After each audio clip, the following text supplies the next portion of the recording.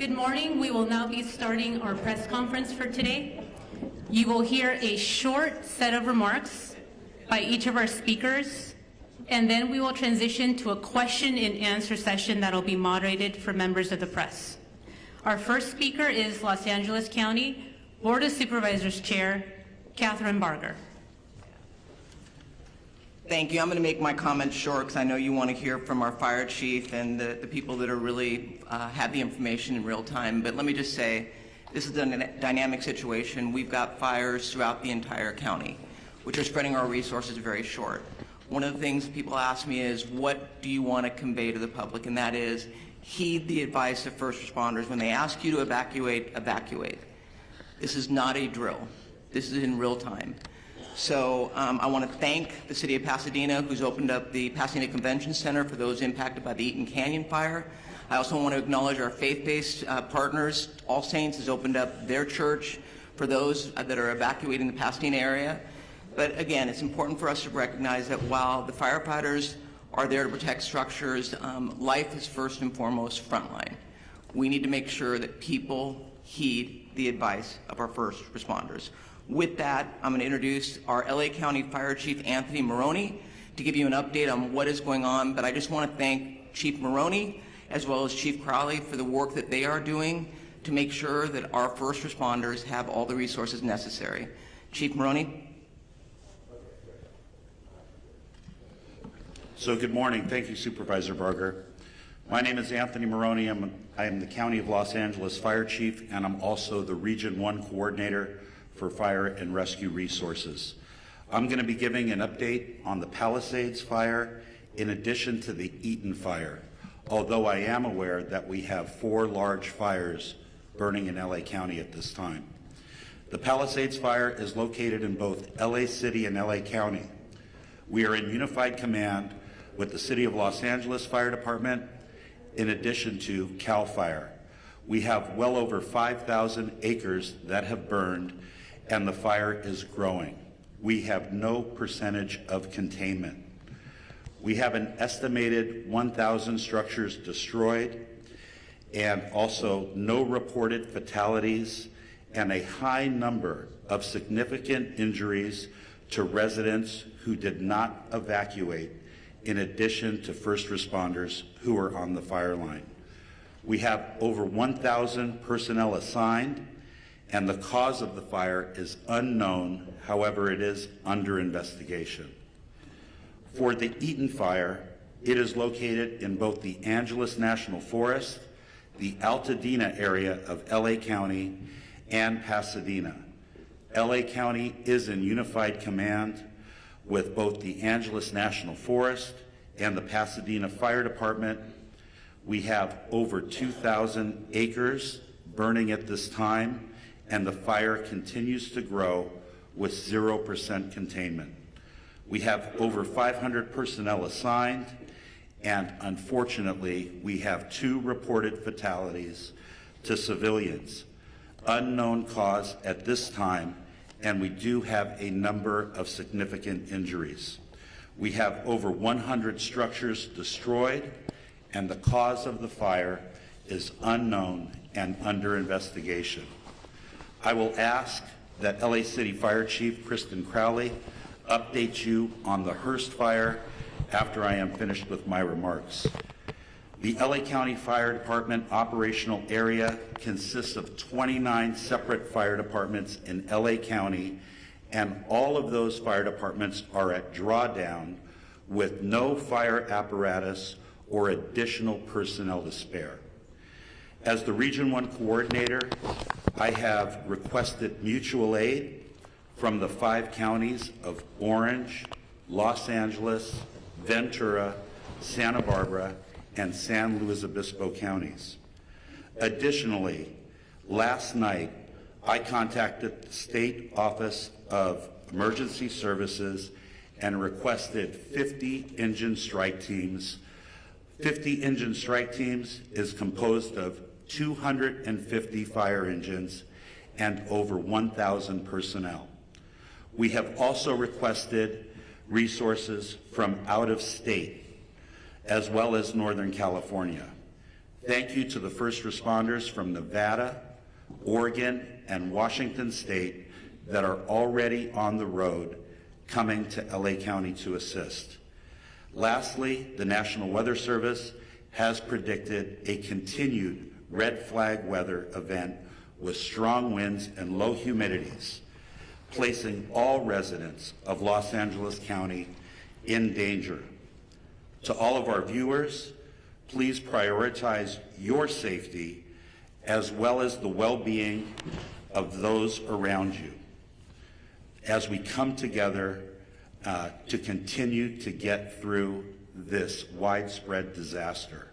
Los Angeles County firefighters will remain on the front line until we reach full containment, and we ask that you keep all of Los Angeles County in your thoughts and prayers. I would now like to invite up Los Angeles City Fire Chief Kristen Crowley to give her briefing. Thank you.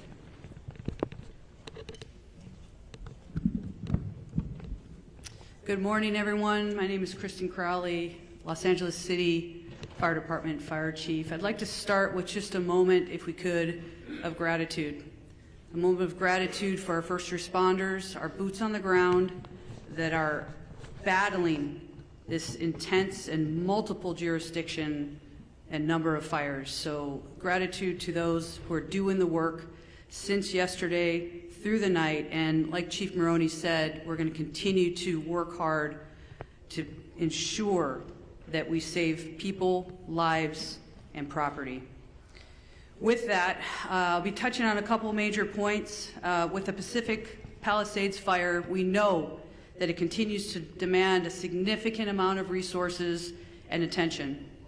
A second major brush fire, now referred to as the Hearst Fire, has erupted in the Sylmar area of Los Angeles.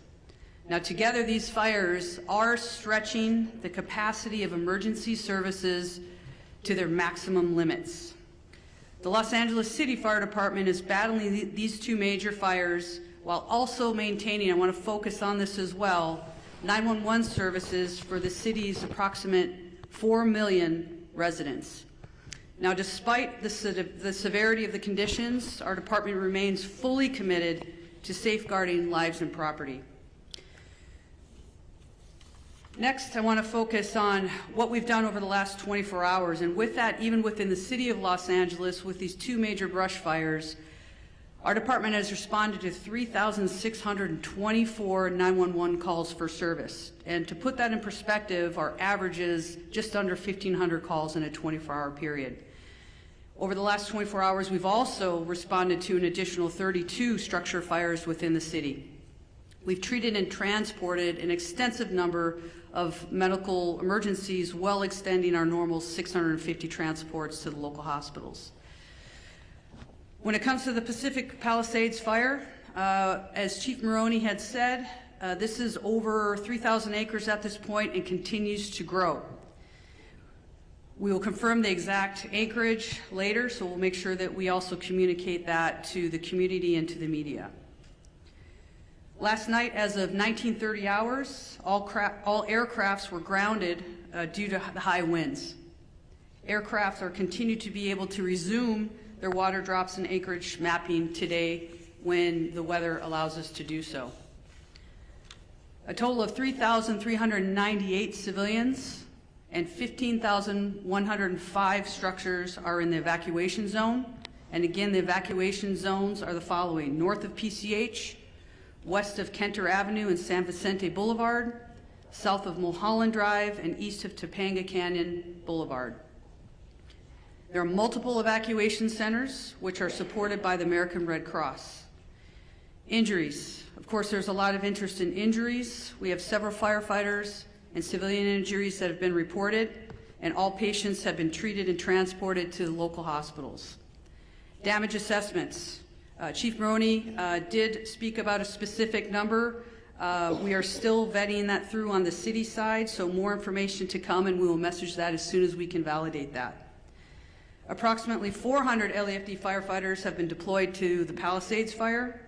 We have many hundreds of law enforcement officers, our partner agency responders, and public works members engaged in supporting our overall operations.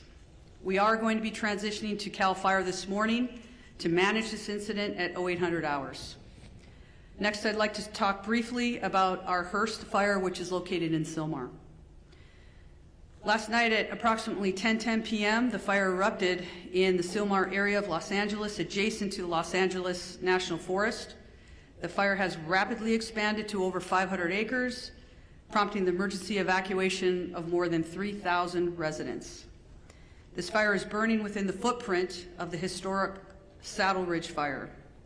Now, despite the extreme winds and significant risks, and that's what we're going to be talking about from today and probably throughout the next few days, there's always that significant risk of life and property, and we'll continue to focus on saving lives and protecting property. The exact anchorage at this point will be confirmed later, and we'll make sure that we communicate that to you as well. Lastly, we want to make sure that everybody understands we are absolutely not out of danger yet. With the strong winds that continue to push through the city and the county today, I would tell you, and we are all committed to our first responders, our firefighters will remain focused on protecting lives and property. The LAFD is extremely proud to stand with all of the entities behind me. Our top priority will continue to be life safety, ensuring that safe evacuation and the rescues of our residents that are in harm's way. It will continue to be our primary focus in this wind-driven fire event as it continues. Thank you for your cooperation, your support, and your vigilance. And today, we will continue to stand with our partners to protect everyone. Next up, I would like to introduce Sheriff Luna. Thank you. Oh, sorry. Next up. Oh, we moved it. Okay. Yes, we're just moving around, having LA Unified Superintendent Alberto Carvalho, please. Thank you very much. Good morning, everyone. Thank you, Chair Barger, county and city leadership, in addition to the leadership of our first responders and our great community for the very, very important work you continue to do to protect our community, protect the assets, and first and foremost, the health and well-being and lives of members of our community. Los Angeles Unified is the second largest school district in the nation, representing the interests of 540,000 students and 75,000 committed employees. We make decisions regarding closure of schools in a very methodical and science-driven manner. So after a great deal of consultation overnight with experts looking at the data and considering the fact that air quality conditions deteriorated significantly overnight, we have made the decision to shut down a number of schools, particularly in the eastern part of our school system. I will define what those boundaries are. School communities, beginning with leadership, workforce, and families, have been informed about these areas, and as of now, those schools within the boundaries of the area that I will define are closed. This accounts for about 10% of our total schools in our district, about 100 schools out of 1,000 schools. The areas that I'm speaking about are schools located north of Manchester Boulevard, Firestone Boulevard, east of 10th Avenue, west of I-710, and south of Highway 134. Any school within that area, and that accounts again for the eastern part of our district, where the air quality met or exceeded levels that are not appropriate for employees or students to be around, are effectively shut down. We will be making decisions about what will happen in those schools going into tomorrow by 4 p.m. today based on the evolution conditions. In fact, since we made the decision to shut down those schools, air quality conditions have improved significantly despite the fact that they worsened significantly overnight. I want to speak specifically about schools surrounding the Palisades area. As of last night, we had to shut down 5 schools as a result of mandatory evacuation conditions. Those were Kinter Canyon Elementary School, Canyon Elementary School, Marquez Elementary School, Palisades Charter Elementary School, Revere Middle School, and Topanga Elementary School, in addition to Palisades High Charter High School. We have reports that Palisades High sustained significant damage as a result of the fire. We are working with state and federal entities to quickly access resources to address the issues facing this community. I want to very briefly address our workforce. We know today is not going to be a perfect day. A number of schools are shut down. However, localized conditions may make it difficult for our workforce or parents and students to access schools. Air quality conditions may vary and in fact may not necessarily be appropriate beyond the area where we close schools. Please use your discretion. We will utilize grace and be flexible regarding attendance and for students and employees alike. Specifically, students and employees who face chronic respiratory conditions or other health issues. We will be flexible regarding these individuals. We will provide additional updates later on today regarding conditions of schools going into tomorrow. For the schools that are open, recognizing the workforce needs of the parents of our children, beyond the bell activities, care for children in those schools will continue to be provided today. Today is not a typical day. We need flexibility, patience, and grace, and we shall extend that to our workforce and certainly our parents and students in our community. Once again, our hearts go out to those who have been impacted and our eternal gratitude to the first responders of our community for the fantastic, difficult work they've done over the past 24 hours. Thank you very much.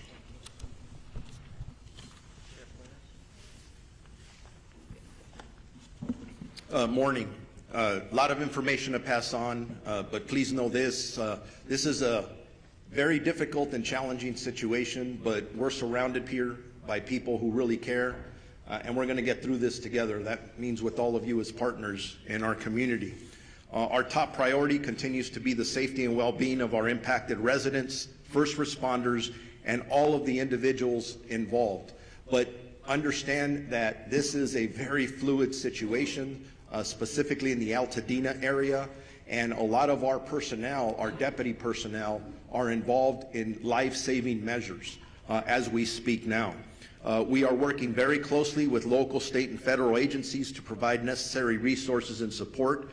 We have been in constant communication with both our fire and law enforcement partners across LA County and beyond to ensure that all available resources that are needed are being deployed strategically and effectively, but we are prioritizing life over everything else.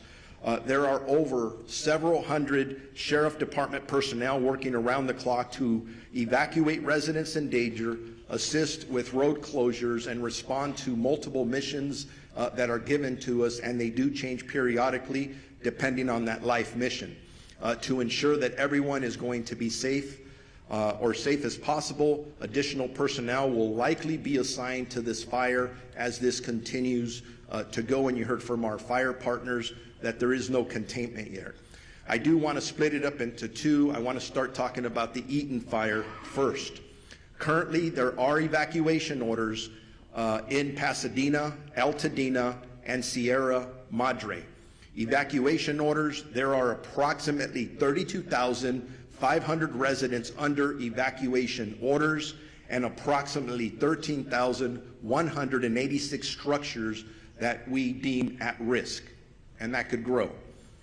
Evacuation warnings, approximately 38,600 residents are under evacuation warnings and approximately 14,342 structures are at risk. At 4 a.m. this morning, the evacuation orders did expand to parts of the city of Duarte, Monrovia, and La Cañada. And again, we continue to assess that. That's evolving. That's going to change. So I encourage you to consistently pay attention to all sources of information so you're ready to go when you are given that order, if that does come.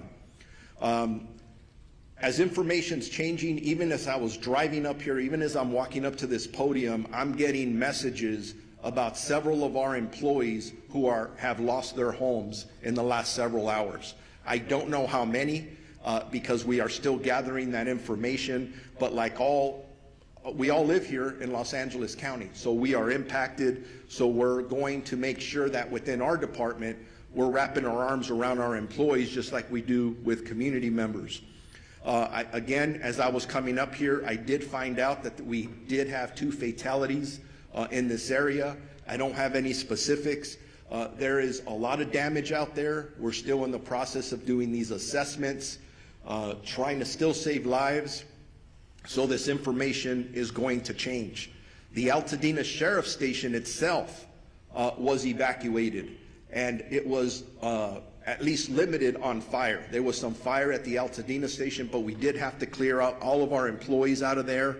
I'm hearing some miraculous stories, and they're just barely coming in, of our deputies who were trying to evacuate the Altadena Station, and then residents were running up from different locations around there asking them for assistance in getting them out of their structures. And from what I understand, they were barely able to get people out before these structures started burning. There's just heroic stories of what our deputies are doing out there from last night and this morning. I want to make sure people know deputies are working to assist residents who are evacuating and continuing to make evacuation notices as we're speaking. They are securing areas that are evacuated, and it's always sad when I have to say this, but part of our responsibility is to make sure that no one loots or steals from our residents, our community members who are already being impacted. And I'm sad to report we made 2 arrests this morning for looting already. So if you are thinking about coming into any of these areas to steal from our residents, I'm going to tell you something. You're going to be caught, you're going to be arrested, and you're going to be prosecuted. Don't do that. Stay out of these areas. It's only for emergency workers and people who live there.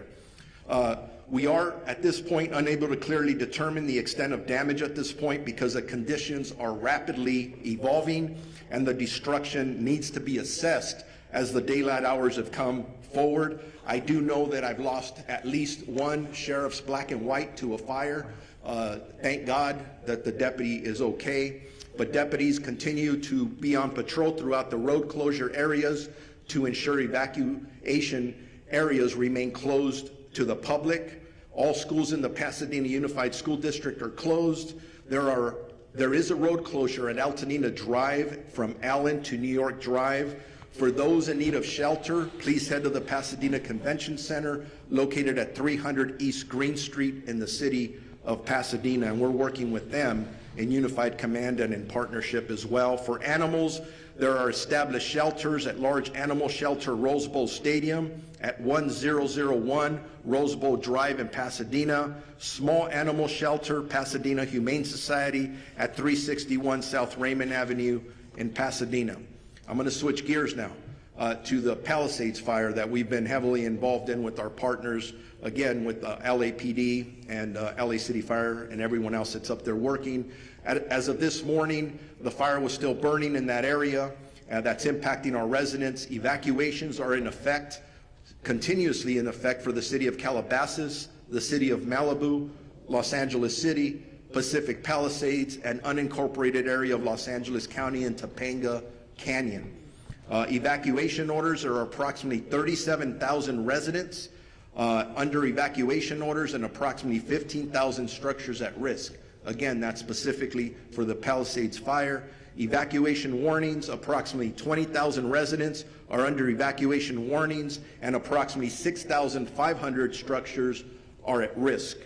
There have been minor injuries, and our partners at the fire department have talked about those, and several, unfortunately, structures that have been lost, and we're still assessing those. Bear with me, I'm almost there. There's a lot of information, very important information. There are several road closures which can change rapidly. The 10 freeway at Lincoln Boulevard, southbound PCH at Las Flores Canyon, southbound PCH at Topanga Canyon, Coastline Drive at southbound PCH, westbound PCH to Entrada to eastbound closed from PCH and Malibu Canyon. We have established shelters up for that fire in the following locations: Westwood Recreation Center, which is at 1350 South Sepulveda Boulevard in Los Angeles, Pasadena Convention Center, which I already mentioned, we can go there. 300 East Green Street in the city of Pasadena, and El Camino Real Charter High School, 5440 Valley Circle Boulevard in Woodland Hills. Animal shelters, large animals, LA Equestrian Center at 480 West Riverside in Burbank. Large animal shelter, Pierce College, 6201 Winnetka Avenue in Woodland Hills. Large animal shelter, Rose Bowl Stadium in Pasadena. Small animal shelter, Agora Animal Center. And small animal shelter, Pasadena Humane Society as well. We've got to take care of our pets. As I wrap up, a reminder, and you've heard it from several of us, you need to be prepared. If you are in a warning area, make sure you have your essentials, your important paperwork, your medications, things that you can take, your phone charger to survive for at least a week. But if you are told to evacuate and given an order, there is nothing worth your life. Please listen to the police and fire officials that are out there and be prepared to evacuate. If you have more questions or there's about evacuations, evacuation centers, or road closures, go to lacounty.gov/emergency or our Sheriff's Department social media. Now it's my honor to introduce my partner of the Chief of the Los Angeles Police Department, Jim McDonald. Thank you very much. And as you look at the group assembled behind me this morning, each of those and everybody we represent who's out in the field all have families. Many are impacted directly by the fire, but they leave those families to come and try and be able to help everybody else who's out there. So I owe a debt of gratitude to everybody who is putting it all on the line for everyone else. This is a tragic time in our history here in Los Angeles, but a time where we're really tested and see who we really are. And it's critical that at these times we be patient, that we come together, that we focus on saving lives and to be able to do the very best job we can, so when we look back on this, we know that we did what we could for others. I look at the people who were out there on the line last night. The winds were like something that I have never seen before. Firefighters, police officers, deputies, they're out there sheltering in their vehicles, their trucks and their cars, so that they don't end up getting burned from the fire that was being driven by 75+ mile-an-hour winds. They were there until they could get out of the car and go back to doing their work. As you can imagine, a very difficult circumstance to deal with. These are, as I mentioned, unprecedented conditions, but also unpredictable.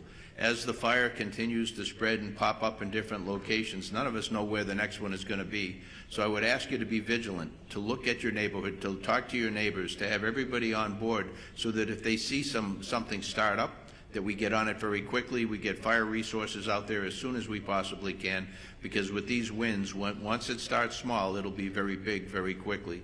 And so I would ask for everybody's help, cooperation, and vigilance in that role.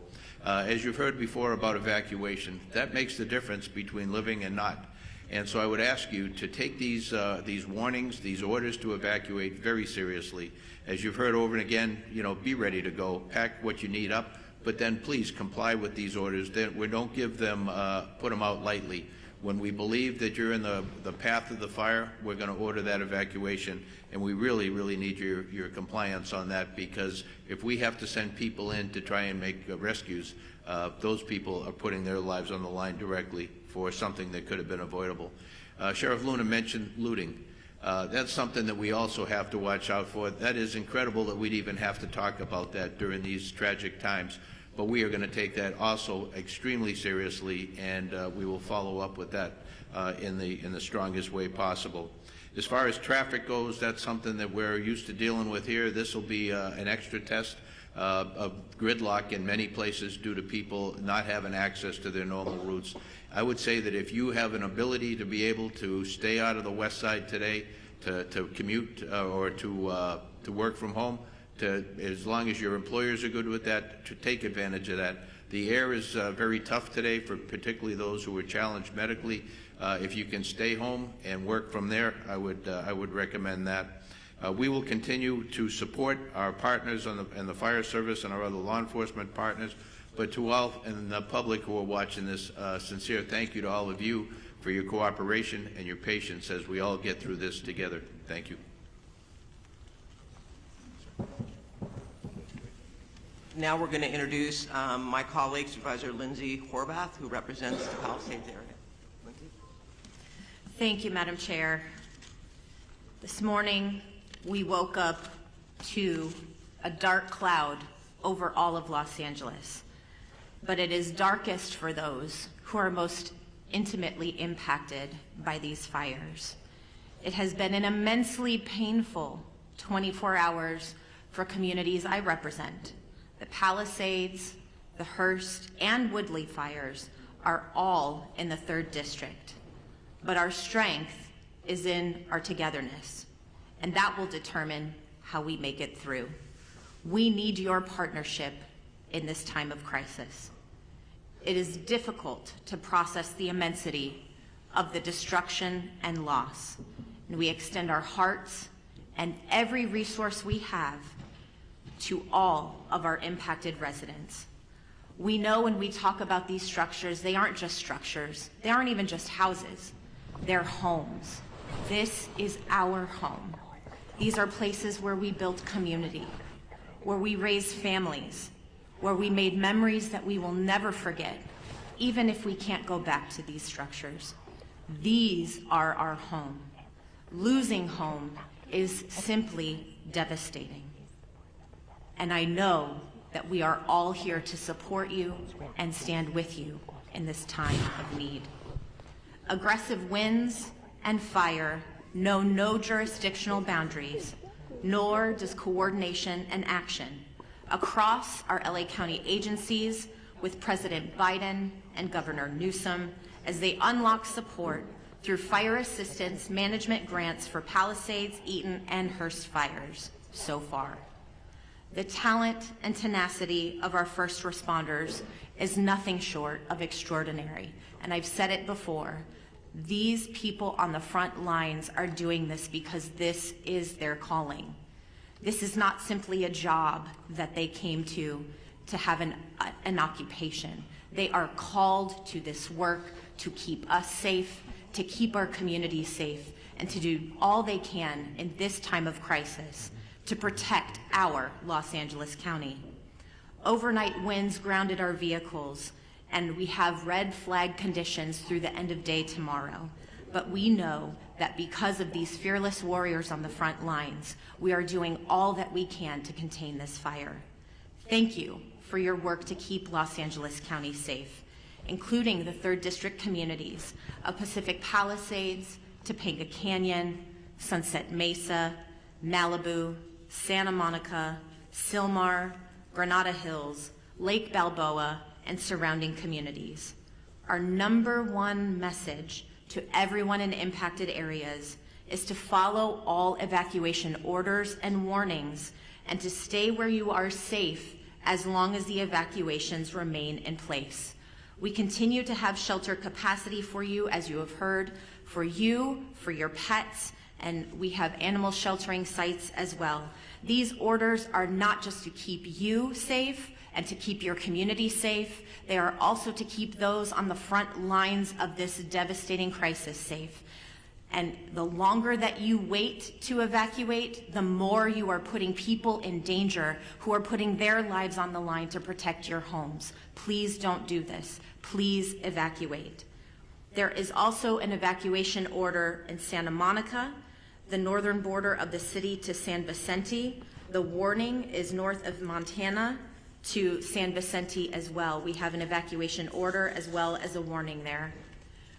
Barry J. Nydorf Juvenile Hall is in Sylmar, and that is under evacuation warning because of the Hearst fire. Our probation department has evacuation plans in place should that move to an evacuation order from a warning, and our priority is to keep our youth in our care safe.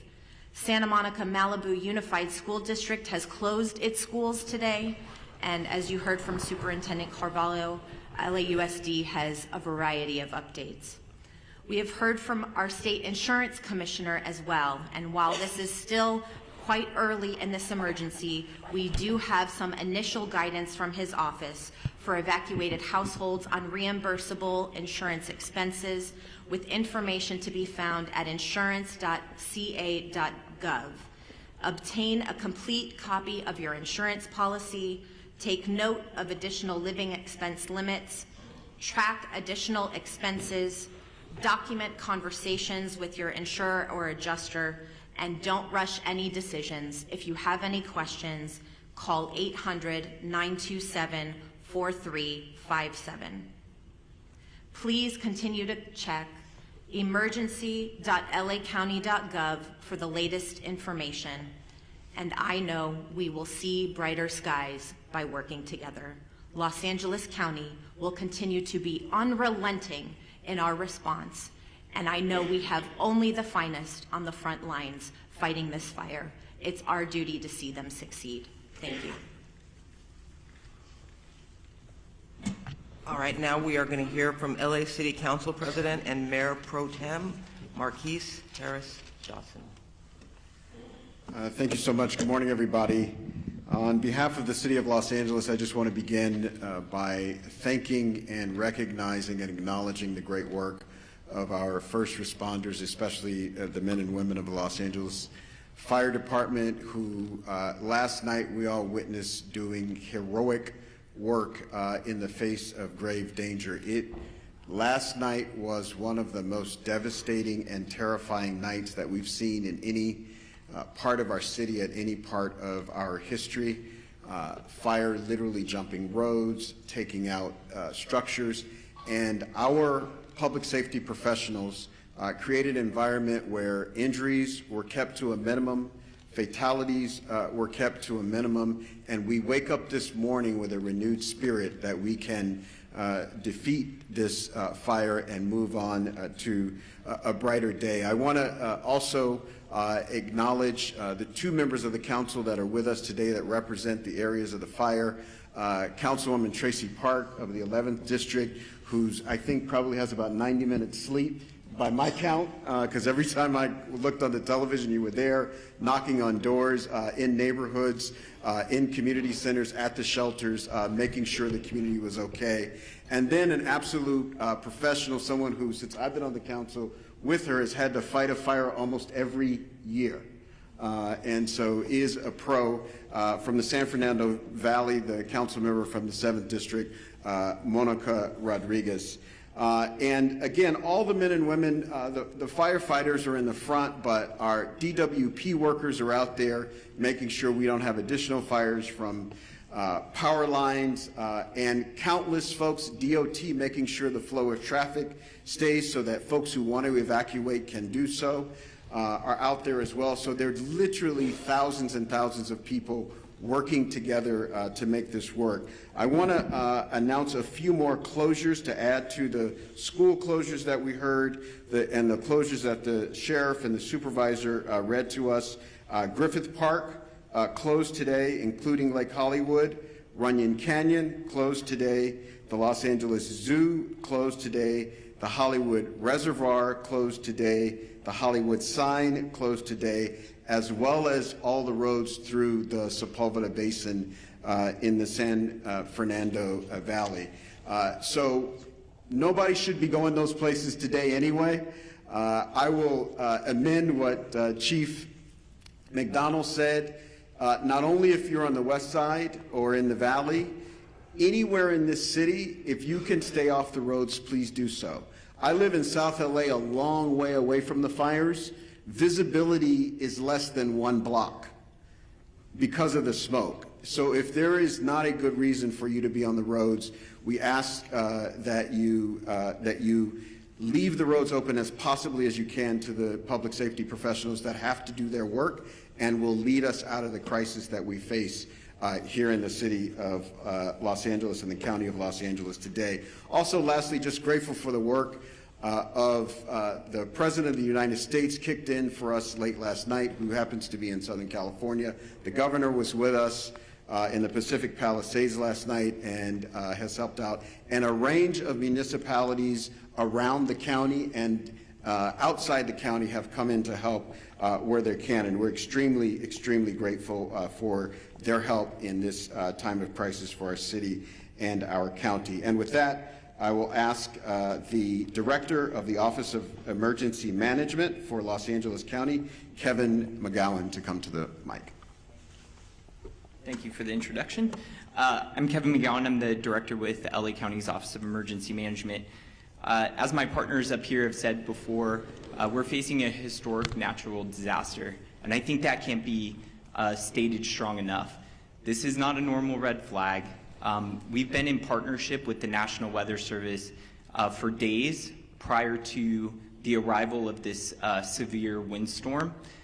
There's been amazing communication by the National Weather Service, and they should be acknowledged for all of the communication that was put out days in advance. What's critical about that is it partnered all of our public safety and emergency organizations throughout the county to begin preparations for this. And a lot of the successes we saw over the last 18 to 20 hours is a direct result of painstaking preparations that had gone into place for the last 48 to 72 hours. We still have a long road ahead of us. Our county is known with wildland fires. We just finished working on the Franklin fire. We've had the Bridge fire, the Post fire. This has been a very destructive fire season. This is just going to add to it. Our eyes are on mitigating the impacts from this emergency, working with our community partners, and then charting a course for what will be a long recovery effort. With that, I would like to introduce our Department of Public Works for LA County Director, Mark Pistrella. Good morning. Thank you, Kevin. My name is Mark Pistrella. I'm the Director of Public Works for Los Angeles County, the largest public works department in the United States. We're coordinating across the area with all our partner agencies, including, of course, primarily the City of Los Angeles, in addressing this event today. I'm going to talk a little bit about what our focus in terms of infrastructure, and then I'll move on. Before I do that, though, I do want to acknowledge all of the residents that have either lost a home or who are being evacuated. I do personally understand what that is about and understand what kind of fear that can put into you. One thing I would recommend to you before you leave that home, if you want something to do, is to close that home up tight, close any openings, completely tight to the home, and make sure that access is open to the fire department in the event that they want to come on and do work on your property. That's one thing I've learned through the years is important. So right now, LA County Public Works is focused on water supply, the road safety and transportation system, and preparing our flood control system for the inevitable post-event, which may be flows of debris and mud. With respect to water resources, there's been quite a bit of talk in the media about the water system that we're using for suppression. So let me make the following statement. There have been quite a bit of comments over social media about the local water supply and its impact on firefighting efforts. There is collaboration across this region. Over 200 water retailers serve the region.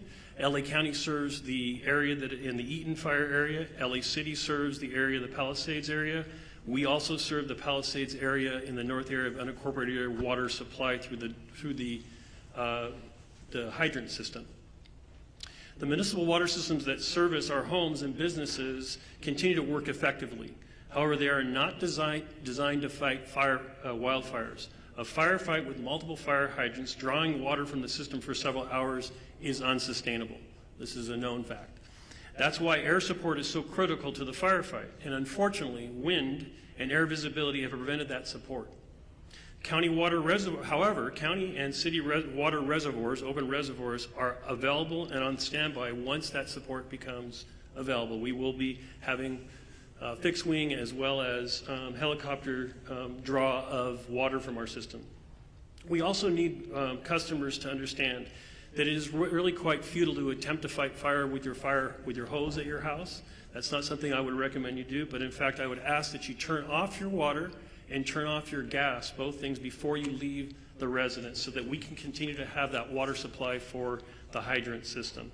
The transportation system is operating with many, many closures. Those closures are meant for evacuation as well as fire suppression efforts. So we're asking residents not to abandon vehicles in streets, to not park vehicles in streets, but to leave those vehicles on your property, And we ask that you drive very carefully because we also have the other event of wind right now. And we have numerous signals out across the area. So we need people to drive very consciously in the street system. And then the third piece in the road system and in our homes is the wind is causing massive tree fall. We have numerous, over hundreds and hundreds of trees that have fallen in the area already. We expect more of that to occur. This is a safety hazard for you and your children. So we're asking that you avoid walking outside, avoid being under trees, avoid parking cars under trees, all the things that you can imagine that a tree can do. A tree can be just as devastating to a home and to your personal self as a fire. So please be aware that the wind event is going to continue and the infrastructure is in place to do with that. We are currently preparing to remove that. We are removing trees as they fall where it's safe to do so. There will be a mass debris removal system put together that the county is coordinating, but we would be removing and working with the cities to remove the mass debris that's going to occur not only from the structures that have been damaged, but all of these trees that are down. So please, one of the things is make way for our utility workers who are in support of the very brave firemen and sheriff and police force that are out doing their job. We are in full support of them. So lastly, on the flood control system, this is just a quick note that yes, in fact, we will have a lot of debris. The flood control system has been impacted, that covers the entire region, by the fire. In fact, many of our facilities have been burned. One in Eaton area, Eaton Yard, where there is a debris dam there, and its facilities are currently threatened. We are looking at that and want to raise up those systems. As we enter into post-fire, our department will be available to do review of your individual properties to make sure that you're safe from debris flow as another event that may occur in LA County. With that, I'm happy to turn over the microphone to my partner from the Department of Water Power, the General Manager, Janice Quiones. Thank you, Mark. I am Janice Quinones, CEO and Chief Engineer for LADWP. I want to start by thanking everybody on this response. I've been in emergency management my whole career, and the collaboration I've seen in this response has been incredible, especially our first responders, our crews. I want to thank our crews that have been working on high winds trying to restore power as fast as possible, and also county, city council, mayor's office. The mayor has been in contact with me all the time. And also other utilities in California have been proactively reaching out to us to help us with the restoration. So we're in the process of contacting them to ask for more support. I want to continue the thought process that Mark had about water supply in Palisades. We had a tremendous demand on our system in the Palisades. We pushed the system to the extreme. 4 times the normal demand was seen for 15 hours straight, which lowered our water pressure. We were pushing 75 CFS on our trunk line to try to keep water pressures in the system. If there's a message you take away from me today, is I need our customers to really conserve water, not just in the Palisade area, but the whole system, because the fire department needs the water to fight the fires, and we're fighting a wildfire with urban water systems, and that is really challenging. What happened in Palisades? We have 3 large water tanks, about 1 million gallons each. We ran out of water in the first tank at about 4:45 p.m. yesterday. We ran out of water on the second tank about 8:30 p.m. and the third tank about 3 a.m. this morning. Those tanks help with the pressure on the fire hydrants and the hills of Palisades. And because we were pushing so much water in our trunk line, and so much water was being used before it can get to the tanks, we were not able to fill the tanks fast enough. So the consumption of water was faster than we can provide water in our trunk line. So I want to make sure that you understand there's water on the trunk line. It just cannot get up the hill because we cannot fill the tanks fast enough. And we cannot lower the amount of water that we provide to the fire department in order to supply the tanks because we're balancing firefighting with water. So we have our operations people on the water side at the command post with the fire department, helping them with tactics to ensure that we can provide as much water as we can find to our first responders. What are we doing now? We're sending about 20 water tanks from our construction crews full of water to support the fire department We identified other areas in our system where our tankers can refill. It takes about 30 minutes to refill about 4,000 gallons of water, and we're constantly moving that water to the fire department to get them as much water as we can.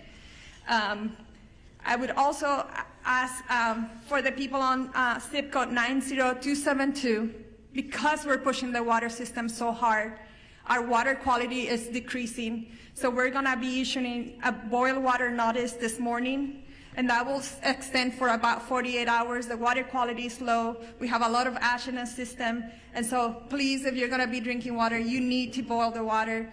Those boiled waters will continue to increase as the system starts restoring.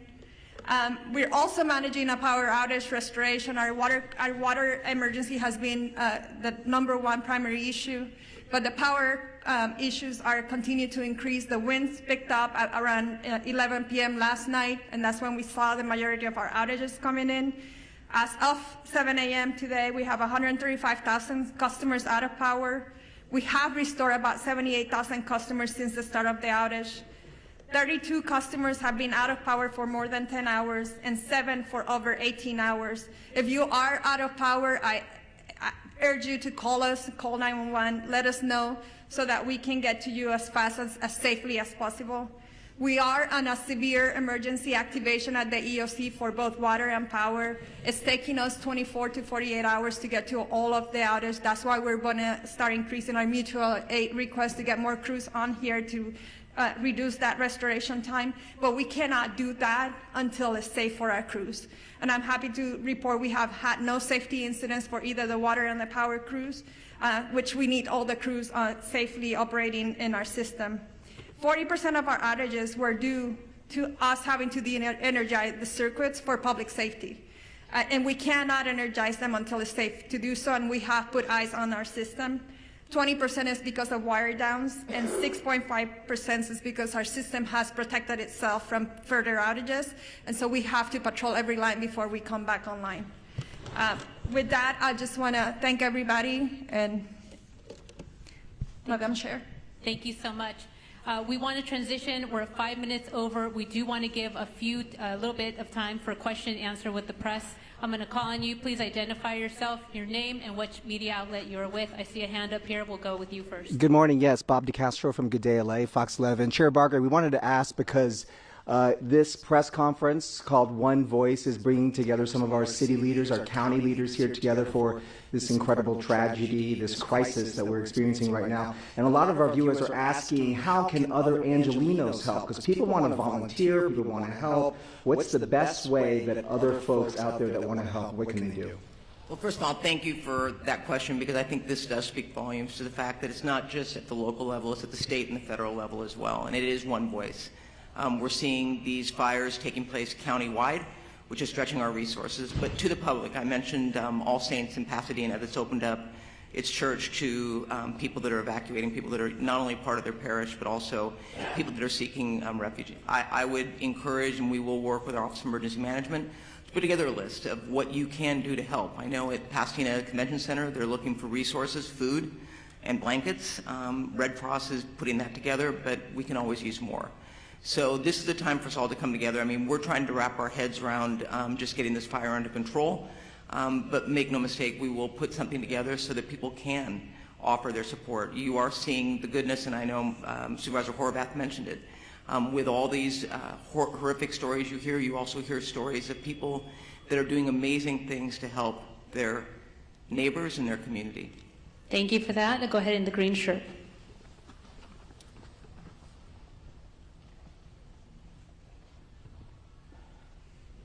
Yeah, the DWP was talking about the problems with the water supply, and I was wondering if either the DWP or the fire department has any kind of numbers to talk about, like what is the number of hydrants that could not get water because of these pressure issues, what percentage of the system in Pacific Palisades wasn't getting serviced at that point, and given the type of things you're describing this morning, do you think there needs to be an overhaul of the system, given these increasing number of urban fires? And also, when does the mayor return?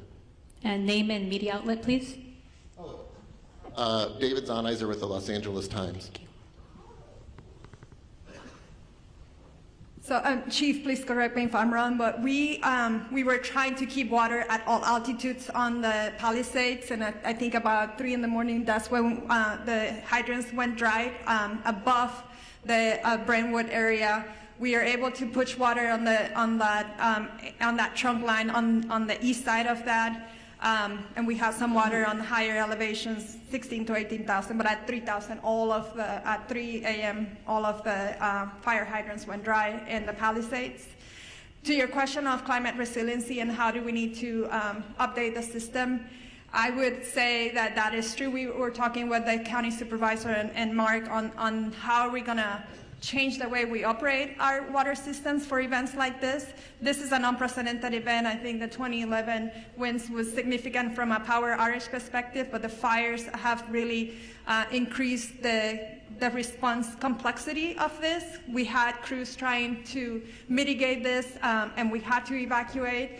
We worked with fire department to try to get back in and try to fill the tanks again. It was unsafe to do so. So you're managing the fires, you're managing the power outage, and you're managing the water needs because it was an urban wildfire firefighting. So yes, we have to look at our system from a climate resiliency as a region. And it's going to be more than just DWP. It's all the water agencies here, including the county. Thank you. Over here in the burgundy with a mask. Name and media outlet, please. Real quick, I can speak on the operational side of the hydrants. We don't have a specific number to the hydrants. We do know that it came in phases. Now, our firefighters always have a primary plan, a backup plan, contingency, and emergency plan. So oftentimes, just so that the public is aware, in large brush fires, water supplies are normally limited. So with that, our apparatus do have the ability to draft water if we need to out of pools, ponds, any type of water resource. We also utilize the water tenders, in which we spoke about a little bit earlier. So with that, I just wanted to clarify that. In regard to when the mayor is returning, I spoke to her this morning at 4 o'clock. She's on her way for the last leg of her journey back home from Dallas, so her ETA is right around noon. Thank you. Go ahead. Buenos días, everybody. Ali Santana with Telemundo 52. For Chief Crowley, Chief Maroney, where can people go to donate food, water, supplies? And for Superintendente Carvalho, Sheriff Luna, and CEO Quiñones, just something in Espanol for our people. We will do something in Spanish right after we conclude over here with a couple of Spanish speakers. Regarding the volunteer information. Sure. So thank you for the question about the donations. I know we spoke about that earlier. Just a touch point for the community. We are so grateful for the community's efforts in regard to donations. Now, what I do want to be mindful about to make sure that we share is please listen to the direction of where those donations, either through money and or food, any type of donation, it can become problematic if the public starts to just drop things off. So we are putting together a strong plan from our Emergency Operations Center. We're at the highest level at this point. We're coordinating with the county as well. So stand by for more information. We want to be very purposeful and strategic in how we're going to collect those donations, and they are welcomed. Right over here with the glasses and the gray, right behind you. Over here with the hand up. Scott Snowden, Santa Monica Daily Press. Question for Ms. Horvath. Are there any forecasts or predictions at this point for the economic impact of this? There are no early numbers of the economic impact, but we are already exploring how we can do, for example, a business interruption fund, as we have done in other states of emergency. We know that there are many businesses that have also been impacted, in addition to the people who are experiencing difficulty in their homes. So we are looking at what resources the county has available to support on all fronts. But thank you for the question. Lastly, do you think this will affect insurance companies and their approach to house owners going forward? I believe it already has, and the conversation is ongoing. As I shared earlier from the insurance commissioner, I know this is an ongoing conversation in his office, and he has provided that information and welcoming phone calls from folks who do have questions about insurance impacts as a result of these fires. I do know that yesterday, through the help of our chair, the county declared a state of emergency, as did the governor, and I know that there are other states of of emergency that will be declared in order to make sure that all residents are able to readily access everything that they need to in response to these claims. Thank you. We need to move on. Right here in the front, young woman with the hand up. Hi, Grace Tui with the Los Angeles Times. I was hoping one of the fire chiefs could talk a little bit about long-range spotting and how far we actually saw embers jumping from one fire to other spot fires. And then additionally, we heard repeatedly fire crews requesting help, backup, and not having enough crews. Were you guys prepared enough for this? Did we have enough resources to fight these fires? Thank you. Thank you for the question. So I'll start at the end and work back.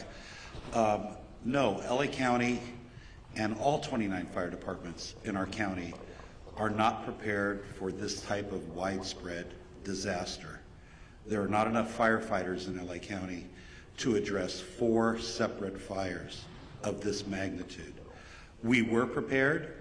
We did get state pre-position resources that came from Northern California that were up in the Santa Clarita Valley. We did hire additional firefighters from the LA County Fire Department and pre-positioned them in the Santa Monica Mountains. The LA County Fire Department was prepared for 1 or 2 major brush fires, but not 4, especially given these sustained winds and low humidities. Like our Director of Emergency Management said, this is not a normal red flag alert. People were calling for help. We tried to get them the help that they needed. LA County right now, like the LA City Fire Department, is prioritizing life safety, but we're also engaging in structure defense, perimeter control, and aerial operations. Remember that the LA County Fire Department has 13 aerial assets available to it. In addition to our agency-owned helicopters, we have our 2 CL-415 Super Scoopers and our CH-47, which is part of the 3-county QRF. So we're prepared to keep fighting the fight. Like I said earlier, I've requested additional resources, not only from Northern California, but from out of state. We did that last night, yesterday. So we're doing the very best we can. But no, we don't have enough fire personnel in LA County between all of the departments to handle this. Thank you. Thank you. And we have a couple of just quick questions. I just want to also acknowledge that that came down from Sacramento State Senator Ben Allen and Sasha Perez, as well as our Santa Monica Mayor Negrete, who's also present here. And I know that Congressman George Whiteside is flying in from Washington, D.C. He represents the Sylmar Santa Clarita area, and so we appreciate you all being here. Thank you, and Chair I think Barker. someone from the mayor's office would like to go ahead. Thank you, Introduce. Supervisor. Thank you. Appreciate it. Good morning, everybody. Celine Cordero, Deputy Chief of Staff to Mayor Bass. I just wanted to step forward and address the question about the mayor. The mayor will be on the ground shortly, very shortly this morning, and engaged. But I want to assure the community and the city, our mayor has been actively engaged 100% of the time, the entire last 24 hours throughout this unfortunate event and crisis. The mayor has been in constant communication with our chief of police, our fire chief, our council president, our law enforcement partners, our Supervisor Barger, thank you, and our county partners. So I just want to stress she has had 100% access the entire time that she's been traveling and been actively involved in the decision making. So thank you very much to all up here, and the mayor looks forward to meeting you very shortly this morning. Thank you for that. Over here in the green shirt. Good morning. Stephen Coleman, KABC. You mentioned 4 fires. I'm aware of 3. Could you describe and characterize the 4th fire? County fire? Yes, I can speak briefly on that 4th fire was a Woodley fire, which is approximately, it was a smaller fire. We threw a lot of resources at it. It is under control at this point. We'll push that information out to the media so you have the very specifics, but we're calling it the Woodley fire. Yeah, it was in the Sepulveda Basin. Yes, sir. Thank you. Last question, then we'll have one-on-ones. Hi, Samantha Norris, San Fernando Valley Sun. I know the Hearst Fire is one of the smaller fires here, but can somebody speak more to what resources are being deployed to that fire? And for people in the Sylmar area, what are the evacuation zone areas, any closures, and where those people can go in the area? Hi, good morning. Councilwoman Monica Rodriguez from the 7th District. Last night we evacuated 71 horses from the Stetson Ranch area. The fire came up quickly, and so thankfully they were safely evacuated to the Hanson Dam Equestrian Center. As we indicated, this is a very dynamic situation, and the lack of aerial support is making it that much more challenging for firefighters to be able to fight these fires, whether it's in the Palisades or any other part of the county. And so it's critically important that people heed the evacuation orders. In the Sylmar community, Richie Valens Rec Center in Pacoima is available for the evacuations. Currently, there is 80% vacancies, so there's still capacity for people to evacuate there. Going beyond that, we will continue to open up additional facilities as it's needed. I want to ensure the public that the things that you can do, and I know the question was asked earlier, if you're not in the immediate fire area, there are things that you can do to be of assistance, and it goes to looking at hardening your home from any potential threat of embers. These embers fly. They can go for a couple miles. So we want to ensure that they do everything to create the defensible space in their homes if they're in the adjacent areas. Again, staying off the roads to the greatest degree possible. More importantly, reducing your water usage at this time. Because there is no aerial support, all of our water is being heavily demanded upon for these firefights in all parts of the county. So these are the proactive measures that people can be taking to be of assistance immediately given the needs of our first responders. If you have downed power lines, report those to 911. We can also report all outages to 1-800-DIAL-DWP. And most importantly, for trees that are down, because we know we have a lot of road blockages, our Bureau of Street Services, for the City of Los Angeles, all of our street services crew and public works crews are out there doing that work as well, and they are part of our first responders. We want to make sure that everyone's reporting those to 311 so that we can keep the roads cleared for everyone to have the greatest amount of access for our fire personnel. But most importantly, for the adjacent equine areas, because I know in the Hearst fire, we're concerned about the spread right now. There's a lull in the wind, but we're concerned about the potential spread to other equine areas. We want to make sure that we launched our early evacuation for horse keeping areas in the Northeast San Fernando Valley, and I want to continue to urge the public in these adjacent areas to please be prepared with your bags, with your important documents, to be ready to be prepared to potentially heed the call for evacuation. Thank you. Thank you very much. We're over time. We're going to... Just one clarity as well, so you have some of the statistics. It started at 10:10 last night. The latest acreage we have is 500 acres. We're working closely with our partners, which are the Los Angeles National Forest.